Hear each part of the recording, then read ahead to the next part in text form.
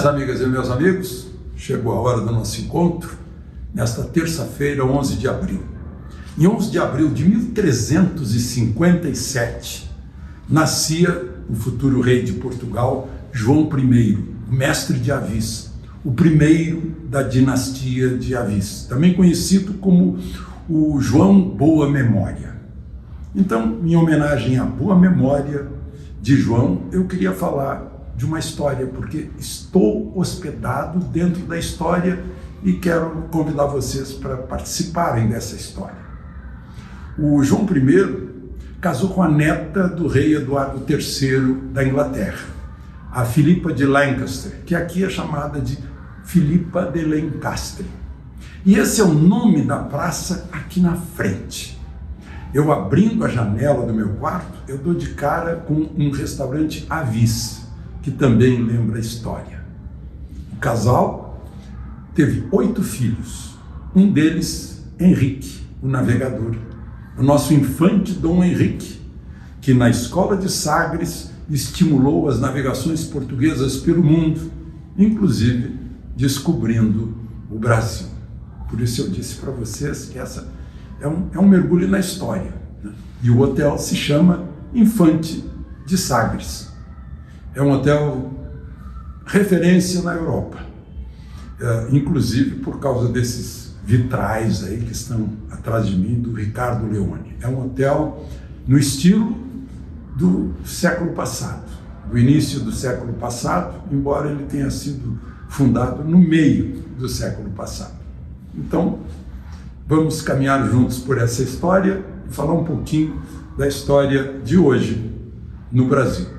Não esqueça de se inscrever e ao final de deixar o seu gostei ou não gostei.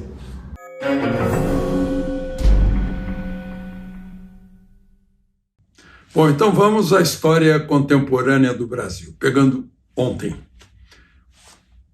O governo fez uma festa pelos 100 dias, né, uma festa bem de propaganda, de publicidade, e como toda festa, depois dela vem a ressaca.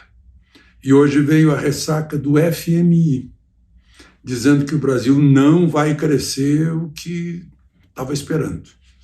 Reduziu o crescimento deste ano para, vejam só, 0,9%, menos de 1%. Só para lembrar, no ano passado o Brasil cresceu quase 3%, 2,9%, ou seja, despencou. Em pouquíssimo tempo, a previsão é de queda na produção. E o presidente da República, ao saber das previsões do FMI, ainda disse o seguinte: o importante é que a gente faça diferente daquilo que eles falam. Aí eu fico lembrando o que certa vez me disse o ex-ministro Almir Pazianotto, que foi advogado do PT, aliás, do Sindicato dos Metalúrgicos, quando Lula presidiu o sindicato. Ele me disse, olha, ele tem uma raiva danada de quem tem diploma de curso superior e quer fazer recomendações técnicas, né, de gente que estudou a vida toda.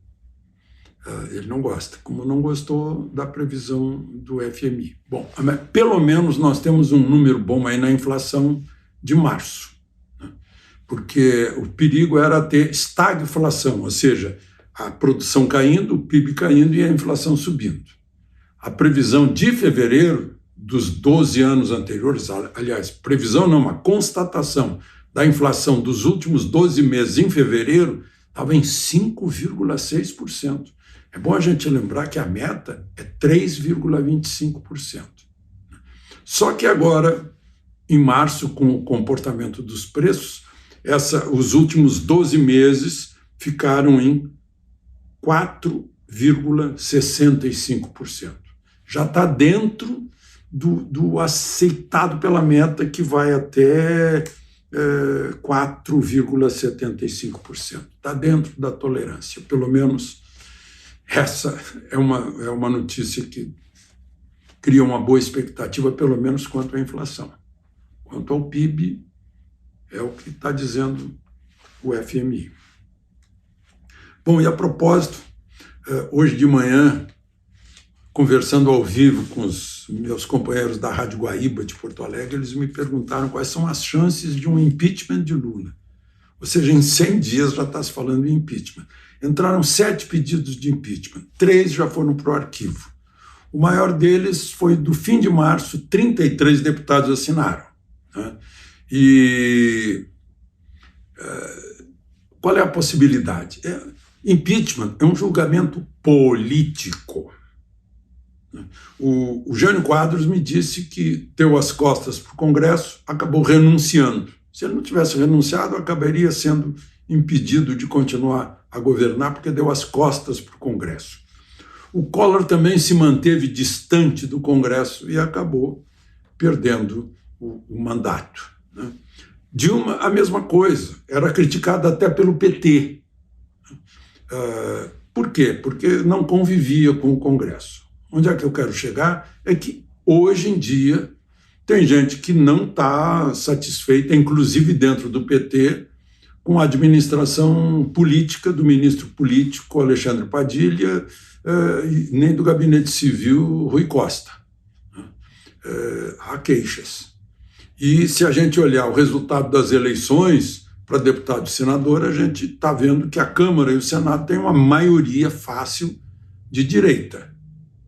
Então, Lula tem que tomar muito cuidado e tratar muito bem o presidente da Câmara, Arthur Lira, que ele tem na mão a agenda, ele pode botar para votar um desses pedidos de impeachment. Essa é a questão, né?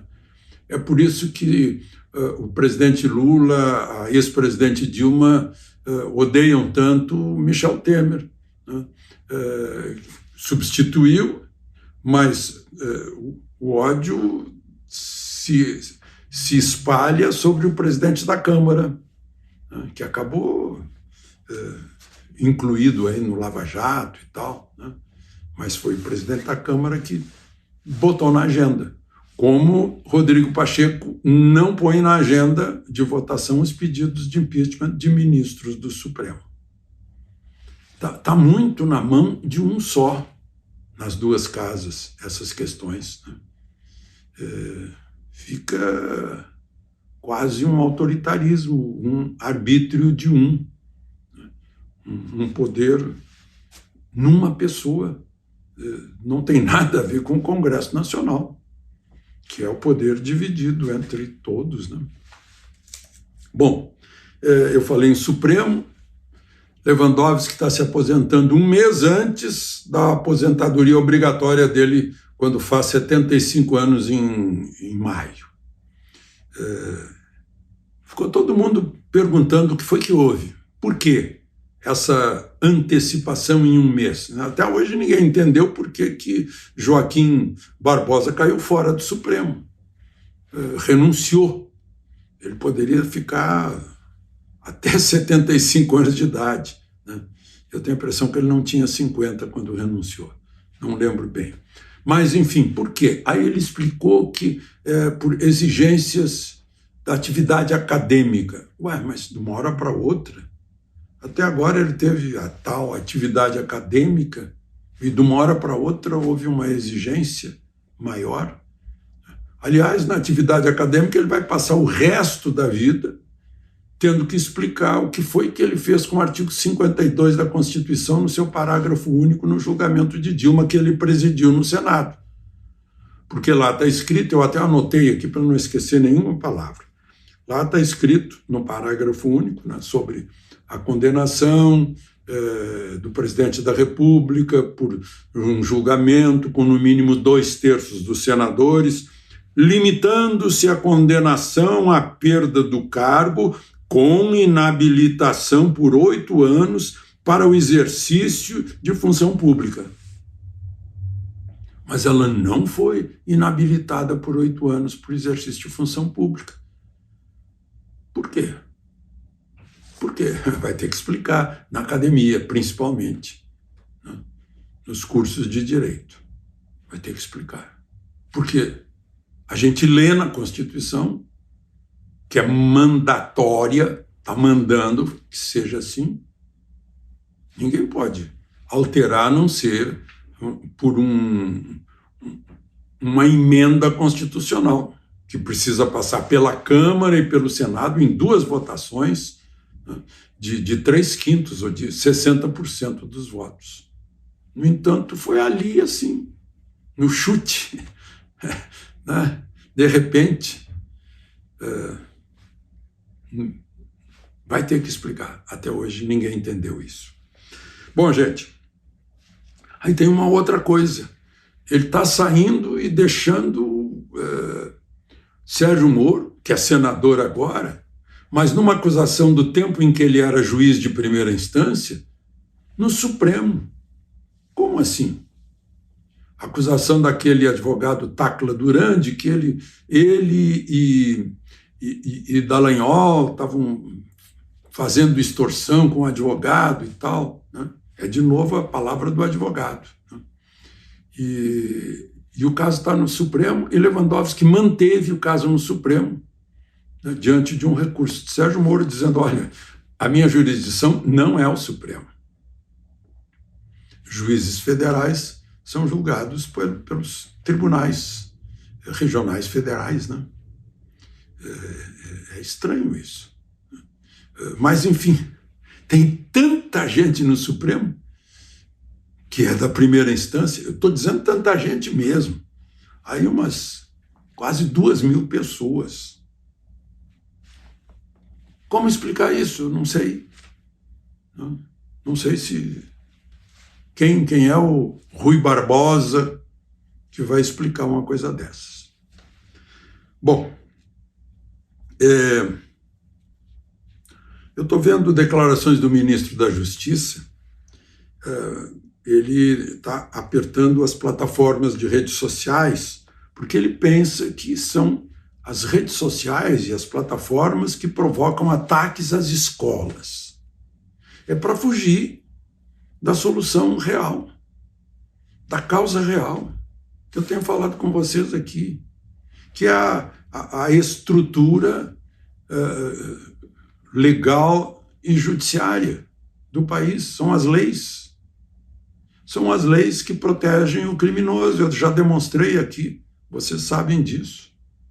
Protegem o criminoso, portanto, estimulam o crime. Quando a lei deveria ser desestimulante, dissuasória, para impedir que a mentalidade que esteja destinada ao crime, que essa mentalidade não ache que é fácil, né? Que o crime compensa, porque muita gente diz: não, eu troco 3 anos de prisão por 10 milhões, por 1 milhão, por 5 milhões que eu mantive escondido depois que eu roubei, ou que eu dei um golpe, eu fui estelionatário, eu recebi propina, né? É isso. São as leis que... Então, o que nós temos aqui, o crime compensa, e a tendência é a impunidade, né? Impunidade, claro, à exceção do crime de opinião. Do Porto, Portugal, Alexandre Garcia.